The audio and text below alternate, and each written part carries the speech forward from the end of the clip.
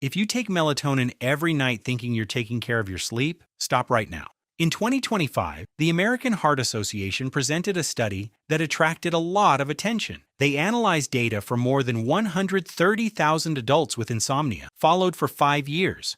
Those who used melatonin were about 3.5 times more likely to be hospitalized for heart failure and almost twice as likely to die from any cause compared to those who did not use it. And this is where everything starts to change. This is just the beginning of the story. Because when you understand what melatonin really is, you'll stop treating it like a mint candy. The first thing you need to understand, and this changes everything, melatonin is not a sleeping pill. It seems like it's sold as such, everyone says so, but it's not. And that's exactly where the problem begins. Melatonin is a hormone that your body already produces naturally in the brain, and its function is not to make you fall asleep, it only signals that it's time to sleep. It's like a sign saying, it's getting dark, start slowing down. Do you see the difference? It's not sleep. It's a warning sign of sleep. Several serious studies have measured how much melatonin actually makes you fall asleep faster compared to a placebo. Do you know how much it was? 7 minutes. 7 minutes. You're messing with your hormonal system every single day just to get 7 minutes of sleep. Stop. Think about it. Imagine this. Your body is a factory. This factory produces melatonin on its own every day in the late afternoon when it starts to get dark. Then you arrive and start squirting melatonin from outside in pill form every day at the same time. What does your internal factory do? It looks at the inventory, sees that there's a surplus, and says, why should I keep producing if it's already arriving for free? And it starts shutting down production. You become a hostage to the pill. The day you forget, you can't sleep. On a trip where you forgot the pill at home, you can't sleep. You've created a problem that didn't exist before. Technically, this isn't a chemical addiction like that of a benzodiazepine, such as Rivotril or Frontal. There's no classic withdrawal syndrome, but there is another type of dependence which is psychological. It's that voice in your head that says, I need my little melatonin to sleep tonight. In practice, that's sometimes harder to break than the chemical one.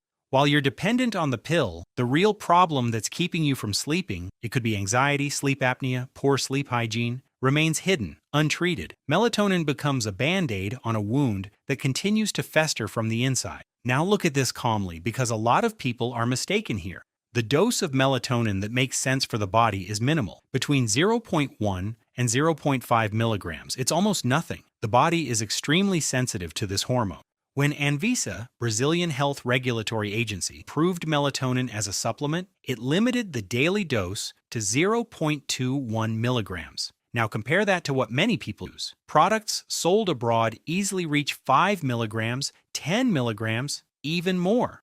Would you take 50 times more of any other hormone your body produces every day? Probably not. But with melatonin, since it comes with the idea of being natural, many people don't even question it.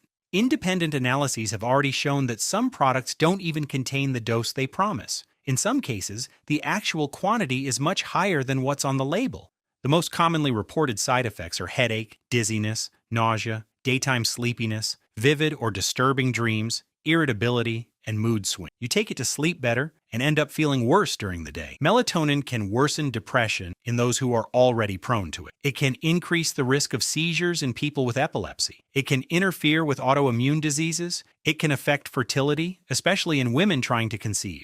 With anticoagulants like warfarin, it can increase the risk of serious bleeding. With sedatives like Rivotril or Frontal, the effect can be cumulative and leave you completely knocked out the next day. And with anticonvulsants, it can reduce effectiveness.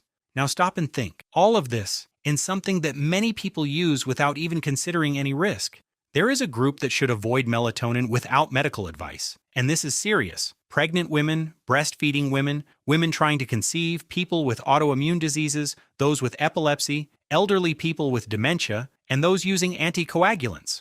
And the most important warning, children. With gummies that look like candy, cases of poisoning have increased significantly. So treat melatonin like real medicine. Keep it well stored, out of reach, because this is not candy. Treat melatonin like a real medicine, well stored, out of reach, because it's not candy. First, useful situation, jet lag, long trips with a large time zone change. In this case, melatonin can help the body adjust faster. Second, for those who work at night and need to sleep during the day, the body gets disoriented and it can help to reorganize that rhythm. Third, a real disorder called delayed sleep phase syndrome. Fourth, some cases of autism and ADHD, always with medical guidance. Fifth, elderly people, because natural production drops significantly with age.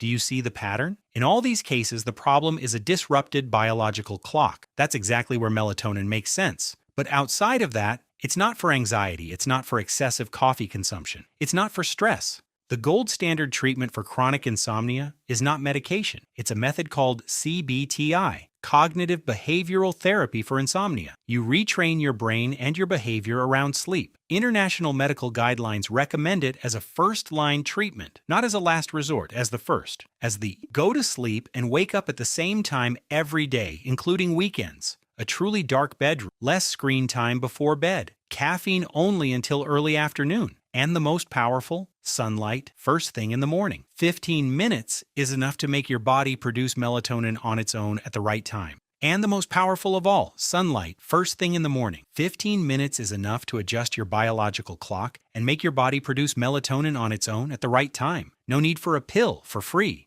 It's not about throwing melatonin away now. The problem is treating it as something harmless. Melatonin is a hormone. It affects your body, your biological clock, your brain chemistry. It needs care. If this video made you think differently, leave a like, subscribe, and share. Tell me in the comments, how long have you been using melatonin? Have you ever tried to stop? How was it? See you in the next one. Good night, and may it truly be yours.